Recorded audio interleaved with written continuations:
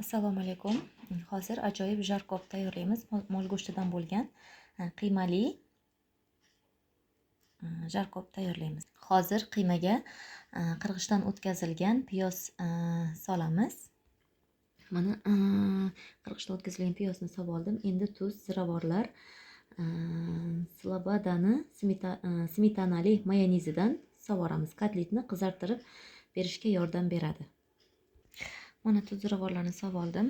Endi mana shu mayonezdan solib olamiz.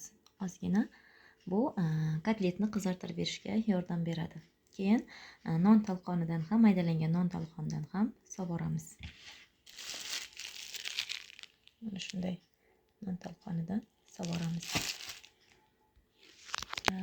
Non talqonidan ham solib oldim. Endi hammasini birgalikda yaxshilab aralashtirib olamiz. Mana hammasini yaxshilab aralashtirib oldim. Endi kotletchalarni tayyorlab olamiz dumaloqlab. Mana azizlar, kotletchalarni tayyorlab oldim. Endi buni yog'da qizartirib pishirib olamiz. Keyin ular bilan birgalikda yaxshilab qovuramiz. Kotletlarimizni solib olamiz. Hammasini qizartirib pishirib olamiz. Mana hammasini qizartirib pishirib olamiz.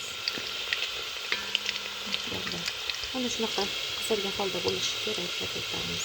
Mana kotletlarimiz tayyor bo'ldi. Endi xuddi shu yoqda kartoshkalarni qovurib olamiz. Kartoshkalarni ham yog'da qizartirib qovurib olamiz. Kartoshkalar qizarguncha bulg'or qalampirlarni, bolgarskiylarni to'g'rab olamiz. Xuddi mana shu shaklda to'g'rab olsak, ko'rinishi ham chiroyli bo'ladi. Mana kartoshkalarni olib oldim. Endi yog'ni ozgina kamaytirib, masalliqlarni birin-ketin qovurib olishni boshlaymiz. Mana yog'ini kamaytirib, kartoshkalarni solib oldim. Endi piyozlarni solib olamiz. Piyozlarni solib oldim, qovurib olamiz. Endi pishloqlarni solib olamiz. Tuz, ziravorlar solamiz va qizil yoki bolgarskilarni solib olamiz. Hammasini birgalikda yaxshilab qovurib, keyin tayyor bo'lgan kotletlarni ham ustidan solamiz. Mana kotletlarni ham solib oldim. Endi bitta yaxshilab qovurib, pomidorlar solib, kesilgan pomidorlar solib, ustidan suv solib, ozgina olovda dimlab qo'yamiz. Pomidorlarni ham solib oldim. Endi suv solamiz. Ozgina tomat ham so'raymiz. Tomatni pastga suv solib dimlab qo'yamiz. Mana suvini ham solib oldim. Tagini pastgina qilib, yarim soatdan ziyodroq 40 minutlar dimlab qo'yamiz.